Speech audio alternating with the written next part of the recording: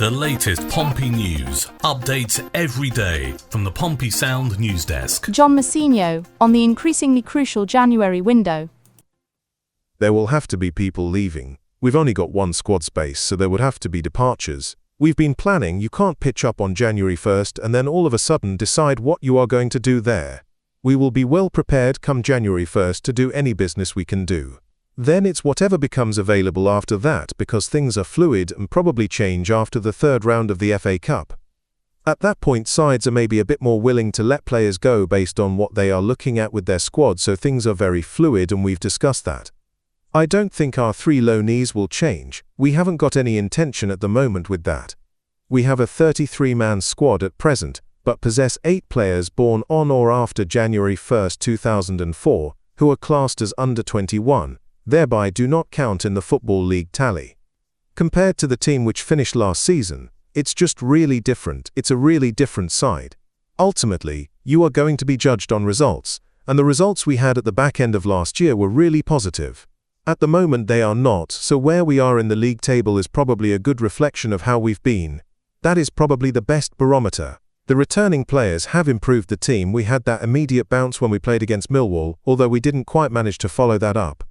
But it's a really important point to note that we are now a couple of weeks down the line with those players with added fitness, added match sharpness and everything else in between that really plays into it. So this is bullish stuff from John Massinho. These players are getting stronger and fitter, and there are more of them available to him, or will be soon more of them available to him, playing at 100%. Fitness, strength, athleticism and touch and the rest of it. So that's strong.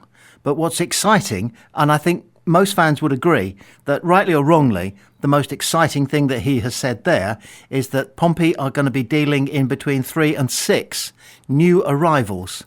So this is a reshaping of the squad, because quite a few people are going to have to leave if he's going to be able to fit in anything like the 4, 5 or 6 even new arrivals that he's saying is a possibility.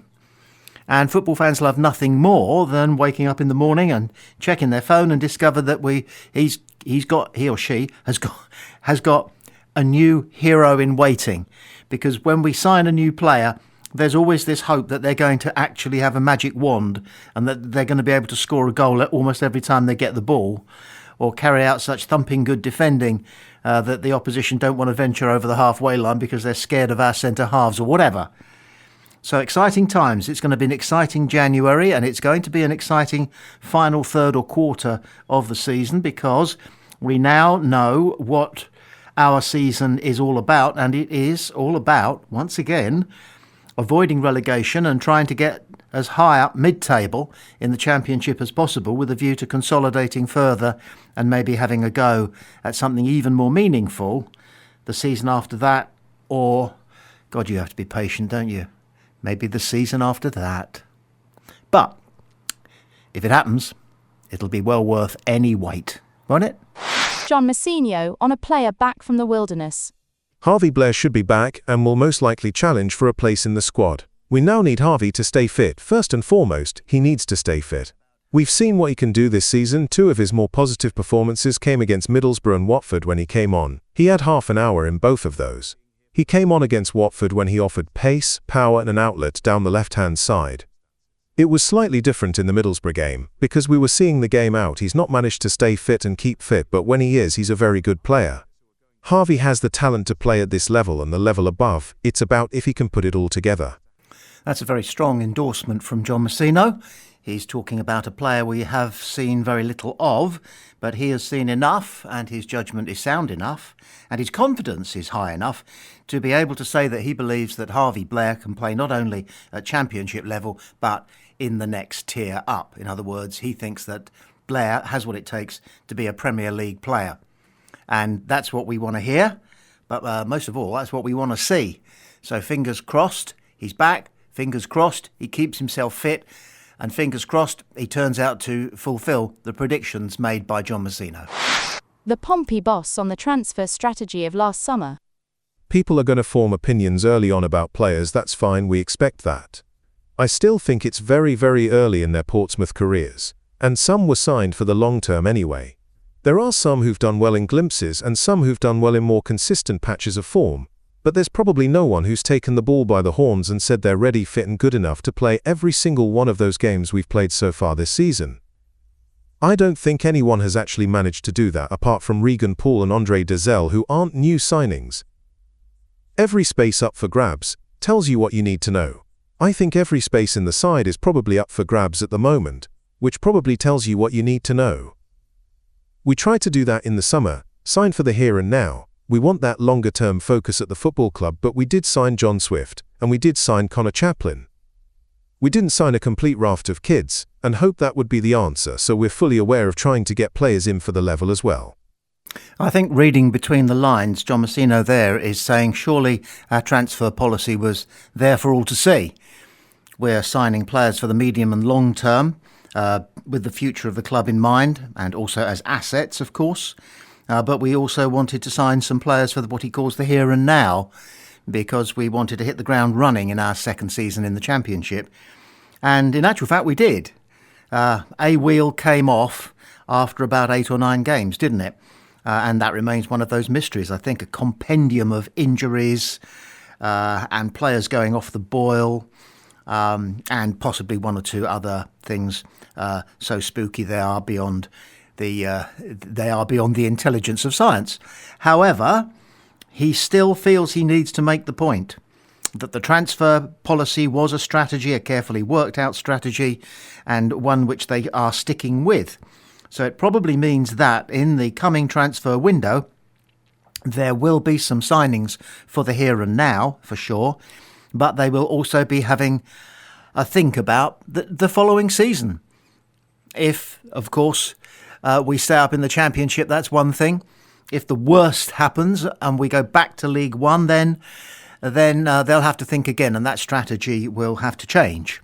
However, the fact that John Messino feels he needs to point out what some people would say is the blooming obvious is some indication of the fact that there are a few unwanted voices in and around the Fratton Park faithful who are not being useful in the comments that they're making.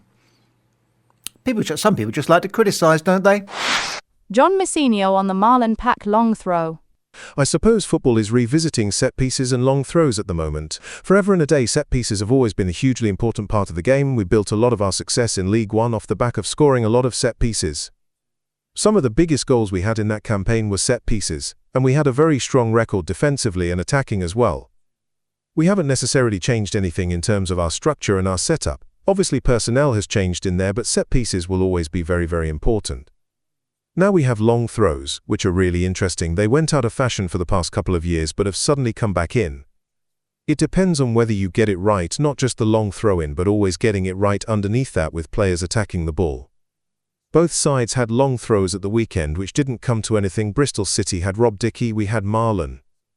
With the long throws, every time we don't win first contact in either box, it can be frustrating, but often the centre-half or the defensive player in that situation is favourite underneath the ball, heading it away from, so it's difficult to sometimes get on the end of any throws.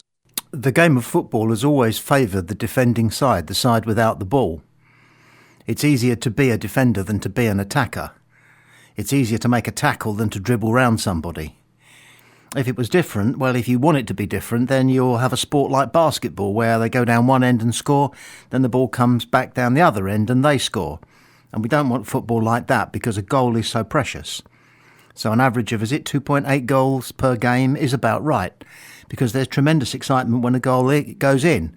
We all get a tremendous buzz when it's us scoring, and our heads go down when it's them scoring, but that's the name of the game. With set pieces, when we got promotion from League One, we were converting an awful lot of free kicks, corners and long throws into goals.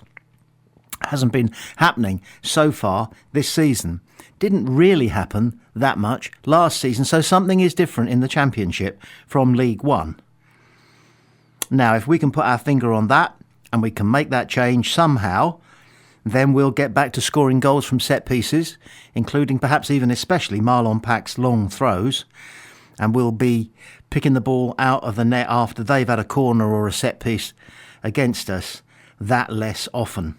It's a job for the manager to sort out. He knows it. He says so himself. He's responsible. Ultimately, he signs off everything that is done on the training ground about set pieces, either defending them or attacking with them. And he's working on it. Over the next couple or 3 games, we'll be able to get a judgment statistically and also just using our eyes and our brains as to whether or not we're becoming more potent at set pieces and whether or not we're becoming more secure at defending set pieces. It is, as he says, an important facet of the game. And one little throwaway line that's just worth taking with us is that perhaps, he says, the sport is revisiting set pieces, which I think is French for getting better at them. And we've got to keep up.